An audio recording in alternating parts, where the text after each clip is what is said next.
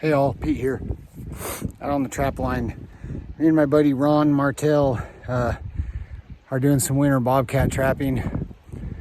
I didn't think we were going to get to do any this year because I'm just busy being a dad, and the spot I like to trap, sometimes by the time bobcat season starts, you just can't get up here without a snow machine, and I don't have one, but looks like we're not going to get any really bad snow for a couple weeks.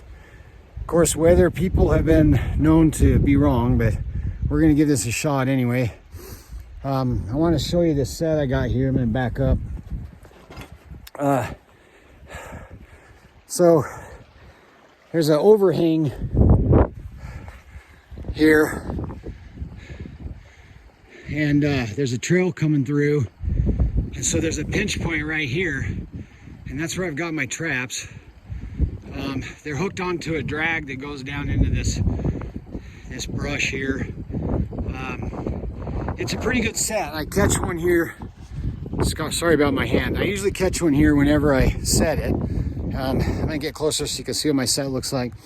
You guys, again, I've had some comments recently with people kind of giving me a little bit of a hard time about some stuff, which is fine. I don't care. Just be polite. But this is not the only way to catch a bobcat. This is the way I was taught to catch bobcats. The guy named Kevin Perrin, he taught me how to trap when I was about 14, 15 years old. And, you know, when it came time for me to start trapping bobcats, even though it was years later, I called him up. Hey, I want to set bobcat traps. Come out with me. So he came out with me, and I also watched Andy Weiser's video. And so this is kind of the concoction I've created to catch cats. And I catch bobcats in this all the time. So you can catch bobcats this way. If you do it differently, that's fine. Well, what I do is I leave my traps mostly exposed. I use double long springs. I pack a little bit of dirt over the springs to hold them in place.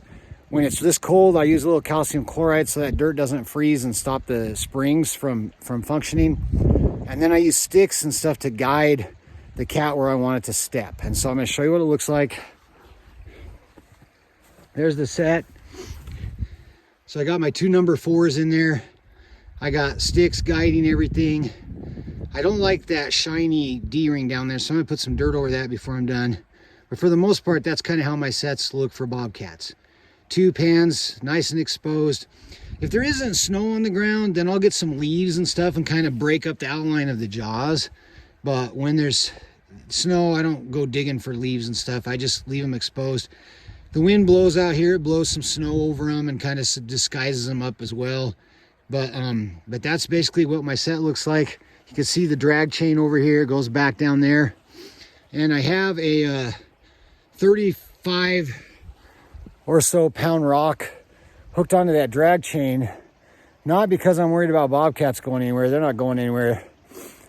But if a mountain lion steps in this, he may go a ways, and I don't want to spend all day looking for a mountain lion that took my trap and drag, you know, somewhere. So that rock will keep the mountain lion closer for me to be able to get him out of the trap and deal with him.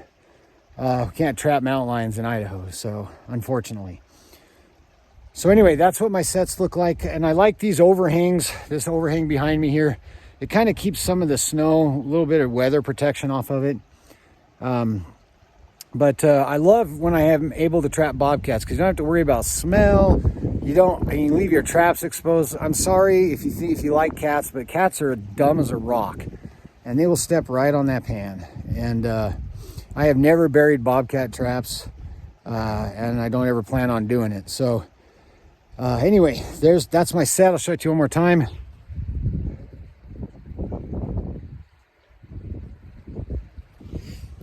And that's what I got. So hopefully we'll have some bobcat catch videos. Remember, God is great, guns are good, and freedom is precious. We'll see you down the line.